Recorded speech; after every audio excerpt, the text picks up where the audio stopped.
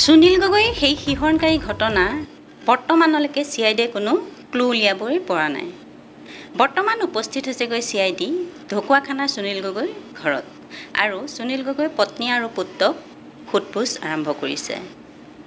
এতিয়া CIDয়ে বৰ্তমানলৈকে কোনো ক্ষেত্ৰতে আগবাঢ়িব পৰা নাই, কিন্তু তথাপিও সুনীল গগৈৰ পত্নীয়ে আশা কৰিছে যে CIDয়ে তেওঁলোকক কিবা এটা সিদ্ধান্ত দিব বুলি, আৰু CIDয়েও তেওঁক কৈছে যে আমি সোনকালে কিবা এটা সিদ্ধান্তত উপনীত হ'ম বুলি আশা কৰিছোঁ আৰু আপোনাক উচিত সিদ্ধান্তটো সোনকালে জনাই আছোঁ বুলি তেওঁ সুনীল গগৈৰ পত্নীক কৈছে। আৰু সুনীল গগৈৰ পত্নীকনো CIDয়ে কি সুধিছিলে এই সকলোবোৰ সুনীল গগৈৰ পত্নীয়ে কৈছে। মই আপোনালোকক ভিডিঅ'টো দেখুৱাব বিচাৰিছোঁ, আপোনালোকে শেষলৈকে চাই থাকিব বুলি আশা কৰিলোঁ।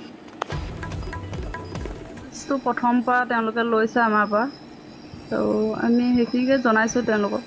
সেইটোৱে কেনেকৈ কি হৈছিলে আমি কেতিয়া গম পাইছিলোঁ সেইখিনি গোটেইখিনি লৈছে আৰু সেইখিনিকে জনাইছে। আৰু তেওঁলোকে আমাক আশ্বাস দিছে, ময়ো সুধিছোঁ তেওঁলোকে কিমান দূৰ আমাক কি কৰিব পাৰে। কৈছে আমি যিমান পাৰোঁ চেষ্টা কৰি আছোঁ আপোনালোকক ন্যায় দিবৰ কাৰণে। সেইটো কাৰণে তেওঁলোকৰ ওপৰতে আশা কৰিছোঁ, বিশ্বাস কৰিছোঁ, আৰু তেওঁলোকে সেই বিশ্বাস আমাক দিবগৈ পাৰে নহয় সেইটো সময়ে ক'ব, নাজানো, কিন্তু আমাৰ বিশ্বাসটো তেওঁলোকৰ ওপৰতে। এতিয়া তেওঁলোকৰ কথা বতৰাবিলাকত ভালেই পাইছোঁ বাৰু, তেওঁলোকে কিবা এটা যে উলিয়াব পাৰিব বুলি আশা এটা কৰিছোঁ। আপোনাৰ বিশ্বাস জন্মিছে? বিশ্বাসটো জন্মিছে বাৰু তেওঁলোকৰ কথাবিলাকত। এতিয়া সেইমতে যদি থাকে তেতিয়া হয়তো আমি কিবা এটা ৰিজাল্ট পাম বুলি আশা কৰিব পাৰোঁ।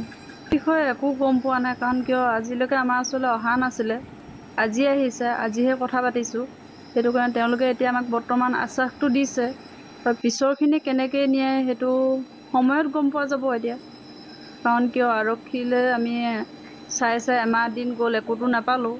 সেইটো কাৰণে এতিয়াও সময়ে ক'ব, কিন্তু আশ্বাসটো দিওঁতে দিছে তেওঁলোকে।